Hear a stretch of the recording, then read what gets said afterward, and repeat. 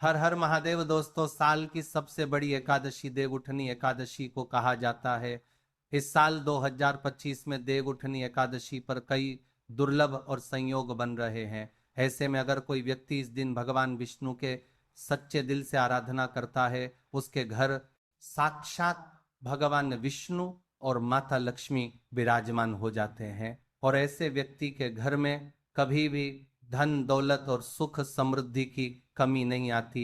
ऐसे घर में धन का प्रभाव हमेशा बना रहता है। जिस व्यक्ति के घर पर भगवान विष्णु और माता लक्ष्मी का आशीर्वाद होता है, उस घर के देव उठनी एकादशी पर इस शुभ मुहूर्त में करें भगवान विष्णु की उपासना। क्योंकि भक्तों, इस बार जो एकादशी पड़ने वाली है, यानी कि देव उठनी एकादशी को मामूली समझने की भूल भी मत करना। क्योंकि इस एकादशी पर ऐसे शुभ संयोग का निर्माण हो रहा है जिसकी वजह से आप जो भी कार्य करेंगे उसमें आपको सफलता मिलना निश्चित है। एक तरह से कहा जाए, जीवन से सभी कष्ट दुख दर्द नष्ट हो जाते हैं और सुखों की प्राप्ति होती है। कहा जाता है देव उठनी एकादशी सभी एकादशियों में सबसे श्रेष्ठ मानी जाती है। और इस दिन अगर आप छोटा सा भी कोई उपाय करेंगे, कार्य करेंगे, तो उसे लाखों और करोड़ों गुना लाभ प्राप्त होता है। इस बार देव उठनी एकादशी का वह पर्व महापर्व के रूप में मनाया जाएगा। और इस दिन जो एक चीज आपको जरूर ही कर लेनी है और आपको एक चीज जरूर ही खा लेनी है, पर उससे पहले हम आपको बता देते हैं 2025 में एकादशी का पर्व कितनी तारीख को कितने समय पर, और इसका डेट टाइम सही समय आपको हम बता देते हैं। फिर हम आपको वह चीज बता देंगे कि आपको ऐसा क्या कर लेने से आपका भाग्य बदल सकता है। आपकी भाग्य से दुख दर्द तकलीफ गरीबी सब कुछ ही समाप्त हो सकती है। एक छोटे से कार्य से व्यक्ति कैसे धनवान बन सकता है, माता लक्ष्मी की असीम कृपा प्राप्त कर सकता है। चलिए जान लेते हैं। सबसे पहले वैदिक पंचांग के अनुसार कार्तिक शुक्ल पक्ष की एकादशी तिथि के दिन देव उठनी एकादशी व्रत का पालन किया जाता है। इस दिन भगवान विष्णु की विशेष उपासना की जाती है। हिंदू धर्म में एकादशी व्रत का विशेष महत्व है। भक्तों, आगे बढ़ने से पहले अगर आप भी चाहते हैं कि लक्ष्मी माता का आशीर्वाद आप पर बना रहे, तो इस वीडियो को एक लाइक करें और आपके अपने चैनल को सब्सक्राइब कर लें और कमेंट बॉक्स में जय लक्ष्मी माता जरूर लिखें। और साथ ही आप अपनी राशि को कमेंट बॉक्स में जरूर लिख दें, क्योंकि हम राशि से जुड़ा भाग्य भी बताते हैं और भाग्य में चल रही परेशानियों को तत्काल दूर करने और भाग्य में चल रही के लिए आसान से आसान उपाय भी बताते हैं। इसलिए आप अपनी राशि कमेंट बॉक्स में जरूर लिख दें। धार्मिक मान्यताओं के अनुसार जो व्यक्ति एकादशी व्रत का पालन करता है, उन्हें सभी प्रकार के कष्ट और दुखों से मुक्ति प्राप्त हो जाती है। बता दें कि प्रत्येक वर्ष कार्तिक मास के शुक्ल पक्ष की एकादशी तिथि के दिन देव उठनी एकादशी व्रत का पालन किया जाता है। इस वर्ष यह व्रत 2 नवंबर 2025 रविवार के दिन रखा जाएगा। इस विशेष दिन पर पूजा पाठ के लिए कुछ शुभ योग का निर्माण हो रहा है। आइए जानते हैं किस समय करें। देवउठनी एकादशी पर भगवान विष्णु की उपासना। देवउठनी एकादशी 2025 शुभ मुहूर्त वैदिक पंचांग के अनुसार कार्तिक शुक्ल पक्ष की एकादशी तिथि 1 नवंबर 2025 को सुबह 9:11 पर शुरू हो रही है और 2 नवंबर 2025 को सुबह 7:30 पर खत्म हो रही है। और इस दिन ब्रह्म मुहूर्त और अभिजीत मुहूर्त जैसे शुभ योगों का निर्माण हो रहा है। ब्रह्म मुहूर्त सुबह 4:50 से सुबह 5:41 तक रहेगा और अभिजीत मुहूर्त सुबह 11:45 से दोपहर 12:30 के बीच रहेगा। इन दोनों ही मुहूर्त को पूजा पाठ के लिए बहुत ही उत्तम माना जाता है। एकादशी व्रत के दिन भगवान विष्णु की उपासना अभिजीत मुहूर्त में की जाती है, जो इस दिन सुबह 11:45 से दोपहर 12:30 के बीच रहेगा। इसके अलावा इस दिन सूर्योदय सुबह 6:33 पर होगा और सूर्यास्त शाम 5:36 पर होगा, जबकि चंद्रोदय दोपहर 2:49 पर होगा। इन सभी शुभ मुहूर्तों में पूजा करने से भगवान विष्णु की कृपा विशेष रूप से प्राप्त होती है और जीवन में सकारात्मक ऊर्जा का संचार होता है। भक्तों, आप सभी को यह जानना भी बेहद ही जरूरी और खास है कि एकादशी व्रत का क्या है महत्व। शास्त्रों में एकादशी व्रत के महत्व को विस्तार से बताया गया है। धार्मिक मान्यताओं के अनुसार जो व्यक्ति प्रत्येक एकादशी व्रत का पालन करता है उन्हें समस्त पाप और कष्टों से मुक्ति मिल जाती है और श्री हरि के चरणों में स्थान प्राप्त होता। एकादशी व्रत के दिन भगवान विष्णु की विधिवत उपासना करने से रोग दोष इत्यादि दूर हो जाते हैं और धन ऐश्वर्य का आगमन होता है। इस दिन तुलसी की उपासना का भी विधान है।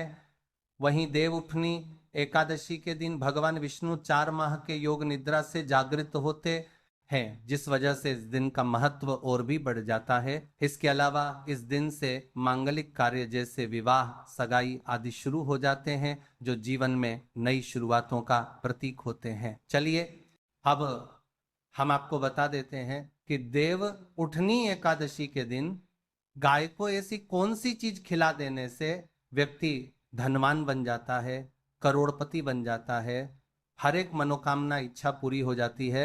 भक्तों, वीडियो को पूरा ही देखें, आधा अधूरा से माता लक्ष्मी भी आपसे क्रोधित हो जाएंगी और पूजा का कोई फल आपको प्राप्त नहीं होगा। इस दिन माता लक्ष्मी और भगवान विष्णु की पूजा की जाती है। मान्यता है कि इस व्रत को करने से पापों का अंत होता है। भक्तों, अगर आप भगवान विष्णु माता लक्ष्मी के सच्चे भक्त हैं, एकादशी का व्रत करते हैं, तो कमेंट बॉक्स में जय हरि विष्णु, जय माता लक्ष्मी, जय गौ माता अवश्य लिखें। इतना ही नहीं, व्यक्ति को कई तरह के रोग दोष और आर्थिक समस्याओं से भी छुटकारा मिलता है और अक्षय पुण्य की प्राप्ति होती है। पांडवों ने श्री कृष्ण के मार्गदर्शन में इस व्रत को करके महाभारत युद्ध में विजय प्राप्त की थी। भक्तों, देव उठनी एकादशी के दिन स्वर्ग का दरवाजा खुल जाता है, इसलिए इस दिन किया गया दान पुण्य अन्य दिनों में किए गए दान पुण्य से अधिक फलदायी होता है।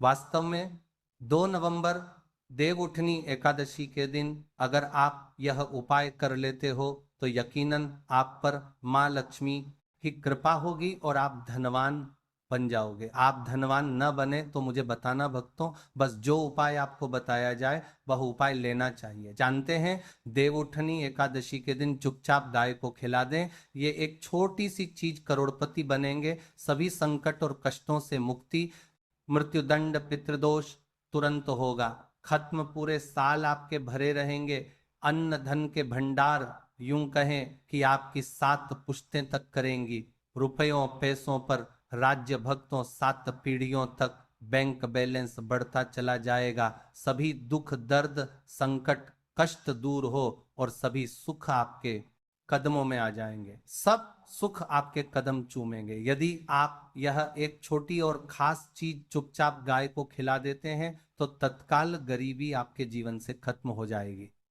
यूं कहे व्यक्ति रंग से राजा बन जाता है और 33 कोटि देवी देवताओं को धारण करने वाली गौ माता की भी कृपा व्यक्ति पर आजीवन बरसती है। व्यक्ति के घर में कभी भी धन वस्त्र कमी नहीं होती है, धन के भंडार व्यक्ति के घर में भरे रहते हैं, व्यक्ति के जीवन से काल गरीबी खत्म हो जाती है। तो भक्तों, कौन कौन से वे गाय से जुड़े खास और महत्वपूर्ण उपाय हैं जिन्हें यदि आप एकादशी के दिन कर लेते हैं तो भक्तों यकीन मानिए आपके घर में अन्न धन के भंडार सदैव भरे रहेंगे।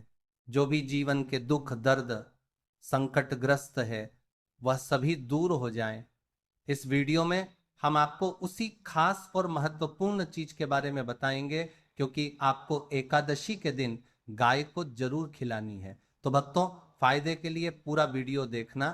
यदि आज की इस वीडियो को आपने बीच बीच में से देखा, काट काट कर देखा, तो यकीन मानिए जीवन में आपको कभी सफलता हासिल भी नहीं होगी, क्योंकि इस वीडियो में आपको कुछ ऐसे उपाय गाय से जुड़े बताने वाले हैं जिन्हें करने से आपके जीवन के जो भी दुख दर्द संकट है या कामयाबी होने में कोई बाधाएं आ रही, सभी से छुटकारा मिलने वाला है। यूं कहें कि आपके जीवन में अपार धन सुख संपत्ति की प्राप्ति हो जाएगी। कभी भी धन से संबंधित परेशानी नहीं रहेगी। आर्थिक स्थिति आपकी प्रबल हो जाएगी। धन प्राप्ति के योग बन जाएंगे और जीवन में सदैव अनंत धन के भंडार आपके घर में भरे रहेंगे। अनंत धन वस्त्र कभी कमी नहीं होगी आपके घर में। तो भक्तों, आज का वीडियो पूरा देखकर जाना। यदि आप चाहते हैं आप और आपके परिवार पर सदैव गौ माता की कृपा से, आपके पितरों की कृपा से, देवी देवताओं की कृपा से, तो भक्तों वीडियो को देखकर जाना। बहुत ही फायदेमंद वीडियो है। तो चलिए शुरू करते हैं। कौन कौन सी गाय से जुड़ी हुई उपाय हैं भक्तों? सनातन परंपरा में गाय, गंगा और गायत्री का बहुत ज्यादा धार्मिक महत्व है। मान्यता है कि गौ माता के शरीर पर 33 कोटि देवी देवताओं का वास होता है। गौ माता की सेवा एवं पूजा करने वाले जातक पर इन सभी देवी देवताओं की कृपा बरसती है।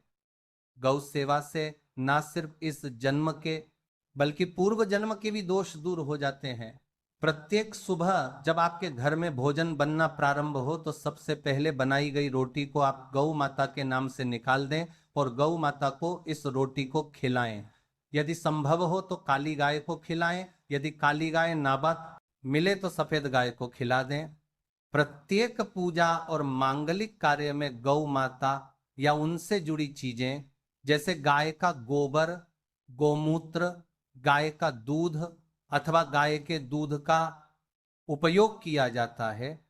परंपरा के अनुसार जिस घर में गाय होती है उस घर से जुड़े सभी वास्तु दोष स्वतः ही समाप्त हो जाते हैं। भक्तों, गौ कृपा पाने के लिए प्रतिदिन, सप्ताह अथवा महीने में परिवार समेत एक बार गौशाला जाने का नियम जरूर बनाएं और वहां गायों को हरा चारा जरूर खिलाएं। इससे आपको शुभ फलों की प्राप्ति होगी और साथ ही साथ गौ सेवा और गौ पूजा से नवग्रह शांत हो जाते हैं और इनसे जुड़े दोषों का निदान हो जाता है। गर्मियों में गौ माता को पानी पिलाएं और सर्दी में गौ को गुड़ अवश्य खिलाएं। ध्यान रखें कि गर्मियों में गाय को गुड़ न खिलाएं। अनेक देवी देवताओं को अपने शरीर पर धारण करने वाली गौ माता से जुड़े कई शुभ और अशुभ संकेत भी होते हैं। यदि कोई यात्रा पर निकल रहा हो और गाय अपने बछड़े को दूध पिलाती सामने आ जाए तो निश्चित रूप से जिस यात्रा के लिए आप निकले हैं वह यात्रा आपके लिए अवश्य ही सफल होगी और वह काम जिसके लिए आप निकले हैं वह अवश्य ही होगा। यात्रा पर जाते समय बाई ओर गाय का आना और रात्रि में गाय की हुंकार करना भी शुभ होता है। भक्तों, साथ ही साथ गाय के साथ आप भूल कर भी यह काम ना करें, अन्यथा मिलता है घोर नरक और जीवन भर की परेशानियां। जी हाँ भक्तों, गाय को राष्ट्रीय पशु बनाए जाने और इन्हें मौलिक अधिकार दिए जाने की बात हो रही है तो सवाल उठता है कि गाय जब भारतीय संस्कृति का अहम हिस्सा है तब भी गाय के साथ लोग खराब व्यवहार कैसे कर लेते हैं। गाय दर दर भटकती रहती है, भरपेट इन्हें चारा तक लोग नहीं देते।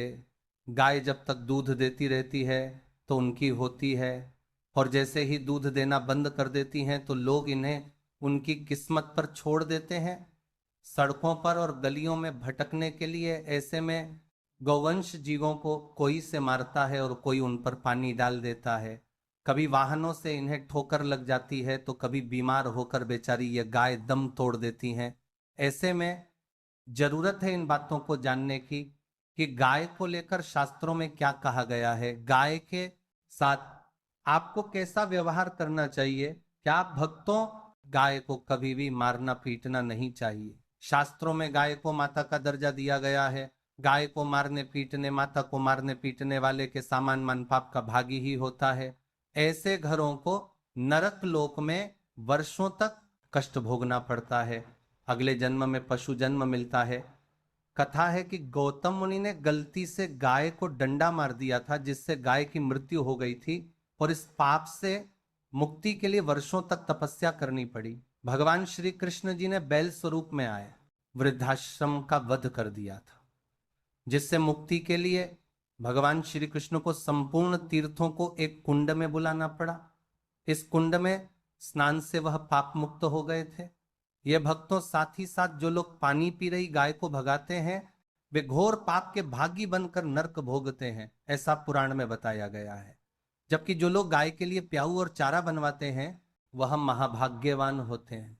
ऐसे लोग घोर पाप से मुक्त होकर स्वर्ग पा जाते हैं और बड़े ही धनवान कुल में जन्म लेकर सुख भोगते हैं। और साथ ही साथ आराम कर रही गाय को कष्ट देकर कभी भी उठाना नहीं चाहिए।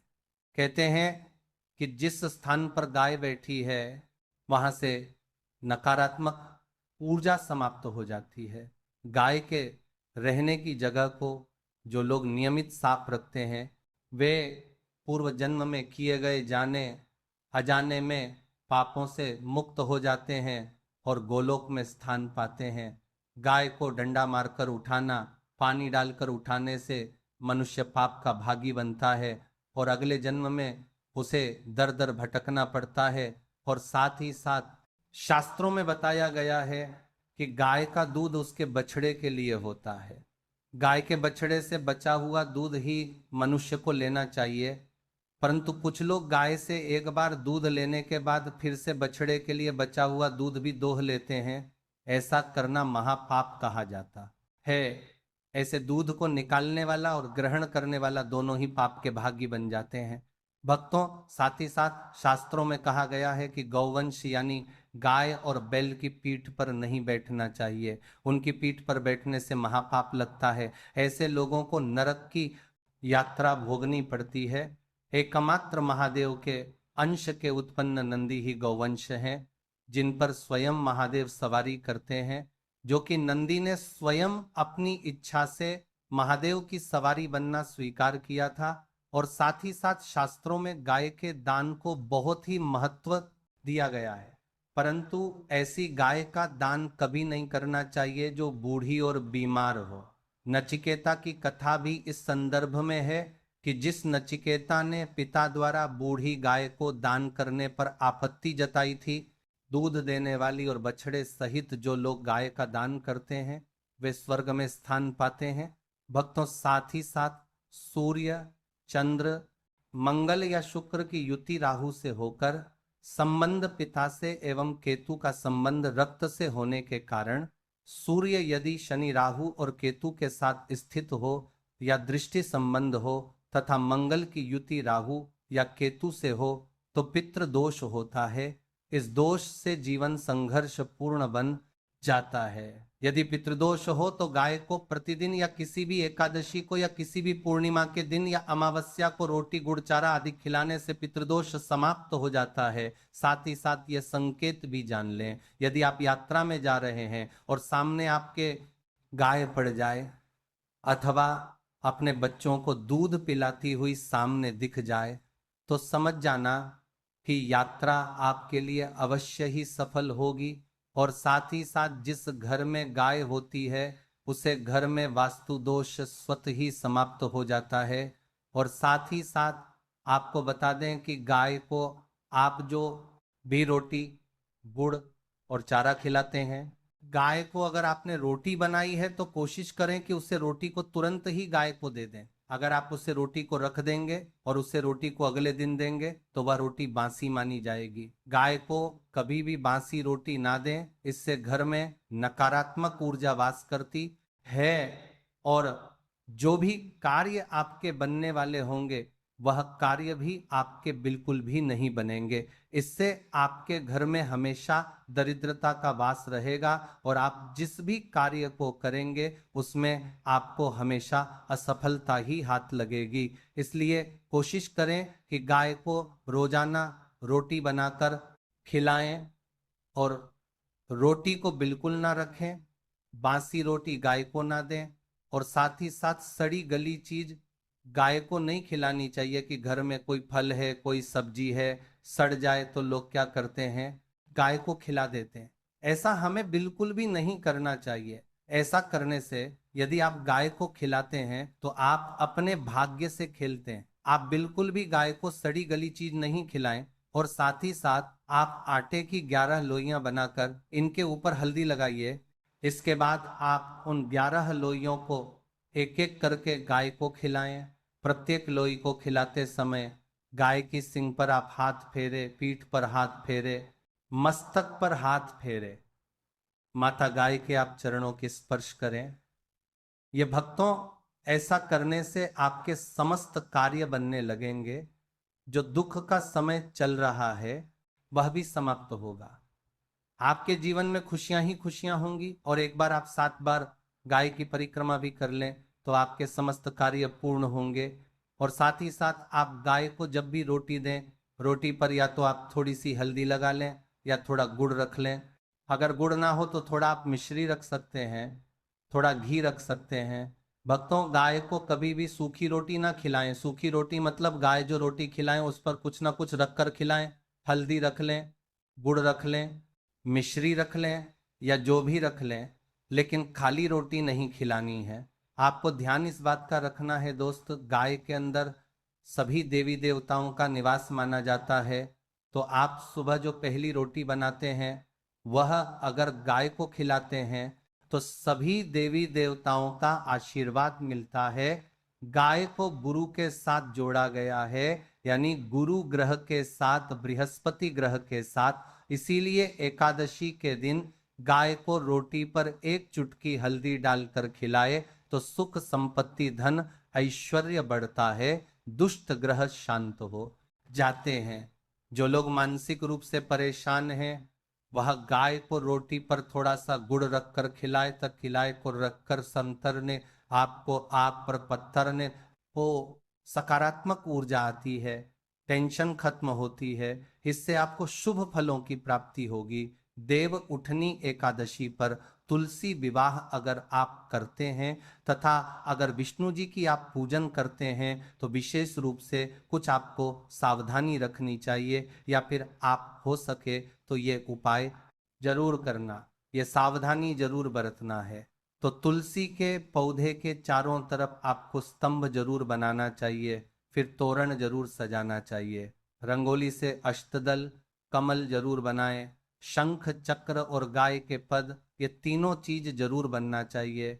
ऐसा माना जाता है कि इस दिन शंख चक्र और गाय के पद बनाए जाते हैं तो ऐसे घर में भगवान नारायण तथा माता लक्ष्मी स्थायी रूप से वास करती हैं। इनकी दिव्य शक्तियां सूक्ष्म रूप से आपके घर में वास करती हैं। तुलसी के साथ आंवले का गमला इस दिन जरूर लगाना। तुलसी के साथ साथ आंवले का भी पूजन जरूर करना, क्योंकि आंवले को भगवान विष्णु जी अर्थात नारायण जी के स्वरूप माना जाता है और तुलसी माता को लक्ष्मी जी का स्वरूप कहा गया है। जिस प्रकार नारायण के बिना तुलसी अधूरी है, उसी प्रकार तुलसी के बिना नारायण भी अधूरे हैं। अर्थात भगवान जो नारायण हैं ये आंवले के स्वरूप में विराजमान होते हैं और माता तुलसी जो है ये लक्ष्मी के स्वरूप कह गई हैं। ये माता लक्ष्मी तुलसी के रूप में विराजित हैं। इस दिन हो सके तो तुलसी का 5 उपचार से पूजन जरूर करना। भक्तों, कक्षक श्री मंत्र तुलसी का आप जरूर जपना। कक्षक श्री मंत्र इस प्रकार से है, श्री हिम कलीम एवं वृंदावन स्वाहा, यह श्री मंत्र है। माता तुलसी जी से बहुत प्रसन्न होती हैं। इस दिन घी का दीप और धूप जरूर दिखाना।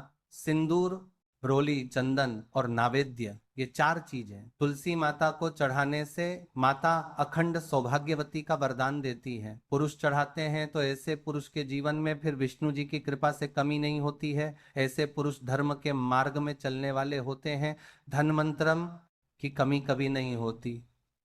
हो सके तो इस दिन तुलसी माता को वस्त्र अलंकार से सुशोभित वस्त्र अलंकार आपको भेंट करना है।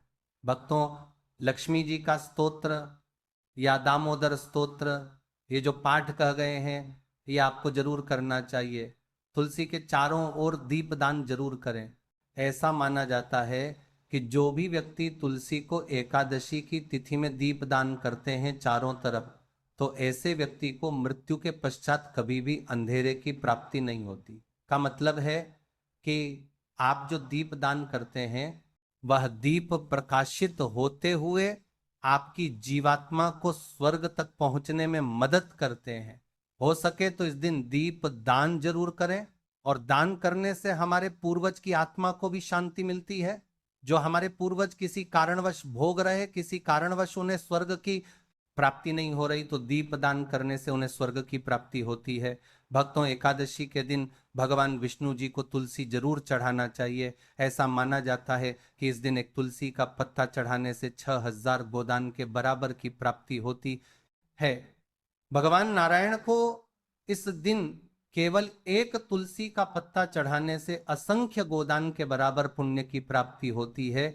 लेकिन आज के दिन जान लीजिए, अर्थात इस दिन देव उठनी एकादशी के दिन गलती से भी तुलसी का पत्ता नहीं तोड़ा जाता, जो कि पत्ता आपको पहले से ही तोड़कर रखना है।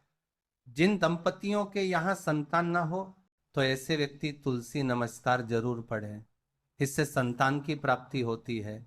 तुलसी नमस्कार के पाठ से सिर्फ शीघ्र ही, जिनका विवाह नहीं हो पाता तो उनके शीघ्र ही विवाह हो जाता है, बल्कि जो व्यक्ति विच्छेदन हो चुके हैं, जिनका कोर्ट कचहरी के मामले में कोई बड़ा केस अगर चलता है, तो वह समस्या भी दूर हो जाती है।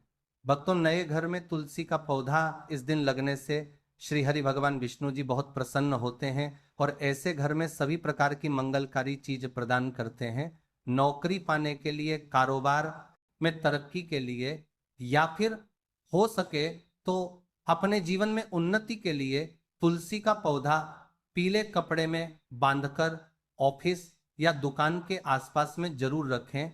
इससे आपको नौकरी में, कारोबार में प्रमोशन मिलेगा, आपको हर कार्य में तरक्की मिलेगी, आप अपने घर में भी या कार्य कर सकते हैं। देव उठनी एकादशी पर इस दिन आप हो सके तो भगवान विष्णु के मंदिर में जाकर विष्णु सहस्त्र नाम का पाठ भी जरूर करें, क्योंकि इससे जीवन में स्थिरता आती है और सभी बाधाएं दूर हो जाती हैं। इसके अलावा इस दिन फलाहार करके व्रत रखने से शरीर की शुद्धि होती है और मन में शांति का वास होता है। याद रखें कि देव उठनी एकादशी न केवल धार्मिक महत्व रखती है, बल्कि यह हमें प्रकृति और जीवों के प्रति दया और सेवा का पाठ भी सिखाती है।